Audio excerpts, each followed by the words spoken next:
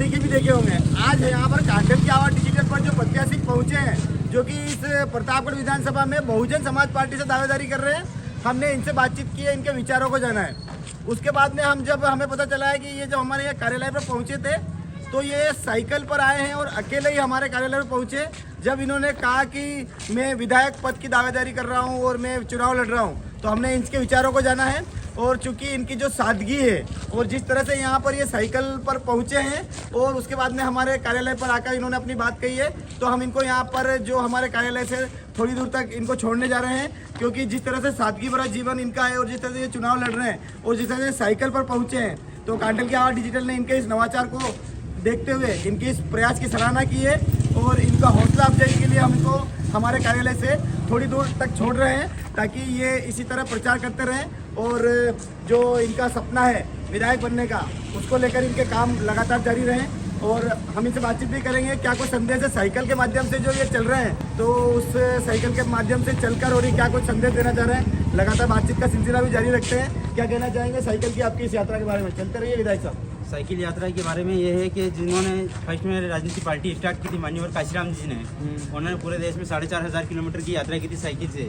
और जो जनता जो पिछड़ी आज दिन तक जिनको अपना हक अधिकार नहीं मिले, उनके लिए हक अधिकार दिलाने के लिए उन्होंने खुद ने ये राजनीति पार्टी खड़ी की थी, जो आज बहुजन समाज पार्टी के नाम से जानी जाती है। उसी उद्देश्य से मैंने भी मेरे इतने अदर स्टेट में घुमा यही देखा कि आज भी जनता की वही स्थिति परिस्थिति उनकी किताब में पड़ी, तो उसको देख के मैंने खुद ने डिसीजन लिया और उसी दिन से मैंने साइकिल हाथ में पकड़ ली और मैंने गांव-गांव का सर्वे करके जगह जगह लाइव जाकर के लोगों को कैटर करा के इनको बारे में विस्तार से समझाया। और अभी जब मैं ये राजनीति पार्टी में बहुजन समाज पार्टी से विधानसभा क्षेत्र प्रतापगढ़ से 172 नंबर सीट से दावेदारी का मिला मेरे को हक, तो उससे मैं साइकिल से घूम के लोगों को जगह जगह जाके जागरूक कर रहा हूँ और जगह जगह उनको बता रहा हूँ विस्तार से कि कल अगर हमारी सरकार बनेगी तो हम संविधान को अमल में लाएंगे और आपके हक अधिकार बराबर दिलाएंगे। तो अभी तक ये साइकिल से आप कितना किलोमीटर की यात्रा कर चुके हैं? प्रतापगढ़ विधानसभा में कहाँ तक पहुँच चुके हैं? किन किन क्षेत्रों में गए हैं अभी तक 850 किलोमीटर की यात्रा हो चुकी है। अभी बहुत सारे गाँव में गए जहाँ गाँव में रात हो जाती वहीं रुक जाते हैं, फिर वापस सुबह में उठ के वहाँ चल देते हैं, फिर नेक्स्ट गाँव में रुकते हैं, ऐसे करते कंटिन्यू चलते ही जा रहे हैं। तो 850 किलोमीटर की आप यात्रा बता रहे हैं और आप ये प्रतापगढ़ जो विधानसभा क्षेत्र है, ये तो 850 किलोमीटर में कहाँ आता है? ये जगह जगह गांव में जाते हैं ना, एक गांव से दूसरा गांव तीसरा गांव, वापस इधर उधर सिटी में ऐसे घूमने में ऐसे एवरेज है कि कंटिन्यू कम से कम एक दिन की 30-35 किलोमीटर यात्रा हो जाती है ऐसे। तो इस चुनाव प्रचार के लिए ये यात्रा निकाली है या पहले से इसी तरह से आप घूमते हैं साइकिल पर? ये पहले से ही चल रही है यात्रा। पहले से मैंने निम्बाड़ा छोटी विधानसभा क्षेत्र में बहुत सारे गाँव में घूमा मैं। अभी जो चुनाव प्रचार चल रहा है वो साइकिल पे चल रहा है? जी। किस तरह से लोगों को समझा रहे हैं, क्या कहना चाह रहे हैं? विधायक बनते हैं तो क्या करने वाले हैं प्रतापगढ़ के लिए?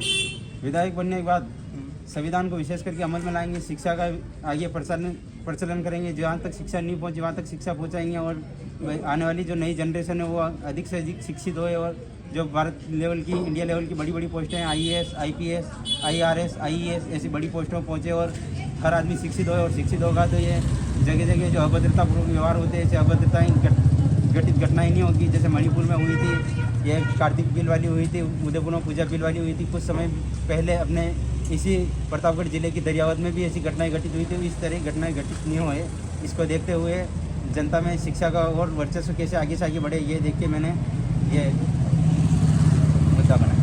ये आप जो प्रचार कर रहे हो साइकिल से और जिस तरह से आप विधानसभा प्रतापगढ़ में घूम रहे हो, भाजपा और कांग्रेस जैसी पार्टियां जहाँ पर प्रचार कर रही है वहाँ पे एक तरफ साइकिल लेके प्रचार कर रहे हो, विधानसभा में क्या कुछ खास मुद्दे आपके सामने निकल कर आए हैं जिनको लेकर यदि आप विधायक बनते हो तो जनता का वो सपना पूरा करेंगे आप?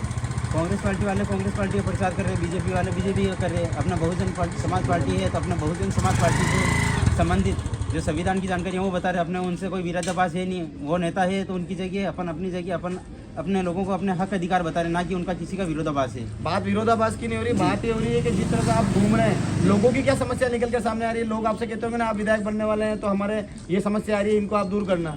लोगों की ये समस्या देखने में आ रही है। मैं निम्बाड़ा छोटी विधानसभा क्षेत्र में घूमा था कि तो वहाँ का मैं रात में 9:30 बजे इधर निकला था, तो वहाँ पे ये पास में गुब्बारे बेचने वाले देखे, तो वो मेरे निम्बाड़ा क्षेत्र के थे। मैंने जब उनसे पूछा तो वो बोले कि हम नेता पेन मंत्री पेन घनी बार बहुत सारी बार चले गए पर हमारी कोई सुनवाई नहीं होती, खाली आश्वासन दे देते हाँ आपको देंगे, ना कोई घर मिला कुछ नहीं मिला, इसलिए हम अभी गुब्बारे बेच रहे हैं। ऐसी परिस्थिति मिली, कुछ गाड़ियाँ लोहार थे वहाँ पे रुका था, तो गाड़ियाँ लोहार बोल रहे थे कि ये हमारे को भी अभी तक ना तो कोई ज़मीन है हमारे पास, ना कोई मकान है, ना रहने को कुछ भी नहीं है, तापड़े ऐसे ऐसे ही है। और ऐसी ये झोपड़ियाँ कभी भी अतिक्रमण वाले आते हैं और हमारे को परेशान करते हैं, ये बात सुनने में आई।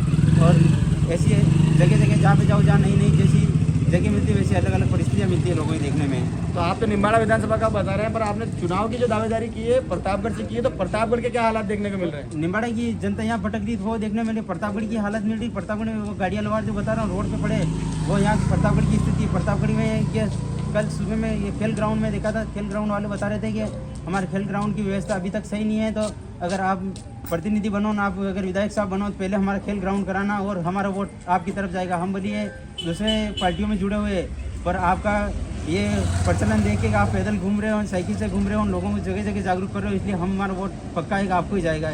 ऐसे लोग खुश भी हो रहे हैं और ऐसी स्थितियाँ जहाँ जाओ जहाँ की अलग अलग परिस्थितियाँ मिल रही है। कई गाँवों में जाओ तो लोगों को बताते हैं कि हमारे को कि किसी के पास राशन कार्ड नहीं है, किसी के पास गेहूँ नहीं मिलते हैं, किसी के पास उनको बोलते हैं कि नेताजी जाके मिलो, नेताजी हाँ करते हैं, पर वापस कोई सुनवाई होती नहीं है। तो पार्टी जो कि आपकी बहुजन समाज पार्टी है, उससे किस तरह का सहयोग मिल रहा है और कौन आपका स्टार प्रचारक है जो कि यहाँ प्रतापगढ़ पहुँचेंगे और आपके लिए काम करेंगे, आपके विधानसभा क्षेत्र में आपके लिए वोट मांगने जाएंगे? ये पार्टी से सहयोग के लिए मेरे को 25,000 रुपये की नीति मिली थी, कुछ प्रचार सामग्रियाँ मिली थी, झंडियाँ और ये भी मैं लोगों को बता रहा हूँ। पर विशेष करके लोगों को संविधान की इसकी जानकारी के बारे में बता रहा हूँ कि आपको ये हक अधिकार मिले, ये करना चाहिए। आपको सबसे बड़ा हथियार जो दिया बाबा साहब ने, वो वोट का अधिकार दिया था। और इस वोट की वैल्यू समझनी है। लोग आके आपको आश्वासन देते हैं, झूठा आश्वासन देते हैं और वोट लेते हैं, तो उस प्रकार से आपको वोट नहीं देना है। और इस वोट की वैल्यू समझना, बाबा साहब ने ये वोट इस प्रकार का, जैसे बंदूक की गोली समझ लगाने से आदमी से सामने से आदमी उठ जाता है ना, उसी प्रकार से वोट का